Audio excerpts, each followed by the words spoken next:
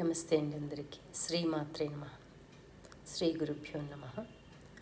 మనకు లలితా సహస్రనామ స్తోత్రం పారాయణం చేయటానికి కనీసం అరగంట పడుతుంది.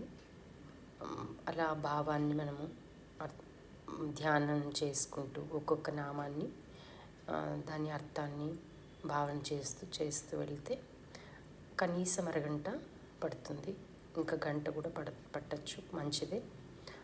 అయితే ఎవరైనా ఎప్పుడైనా ఒక నెల రోజులు చేయాలని కానీ, లేకపోతే మండలం రోజులని కానీ ఏదైనా దీక్ష పూనారనుకోండి, అప్పుడు కాసేపు యోగా చేసి స్నానం చేసి తర్వాత మరియు మార్నింగ్ నుంచి కూడా మితంగా మాట్లాడుతూ అవసరమైనంత వరకే అనవసరమైన సంభాషణలోకి దిగకుండా అలా గనక చేస్తే చాలా ఎఫెక్టివ్గా అనిపిస్తుంది. మనము లలితా సహస్రనామం చేసేటప్పుడే మధ్య మధ్యలో చాలా నామాల దగ్గర మనం ధ్యాన స్థితిలోకి వెళ్ళటం కూడా జరుగుతుంది.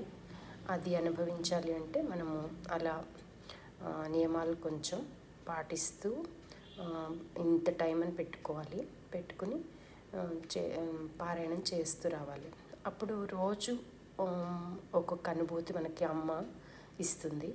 దాన్ని అనుభవిస్తే మనకు అర్థమవుతుంది అనమాట, దీని పవర్ ఎంత ఉంటుంది, లలితా సహస్రనామాల పవర్ ఏంటి, మన లైఫ్ ఎలా చేంజ్ అవుతుంది అనేది అంతా కూడా మనకు స్వయంగా అమ్మ అర్థం చేయిస్తుంది.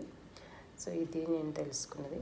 కాబట్టి ఫిజికల్ ఎక్సర్సైజ్ మరియు మౌనంగా ఉండటము మరియు అర్థాన్ని తెలుసుకుని పారాయణ చేయటం ఇవన్నీ కూడా చాలా ముఖ్యము.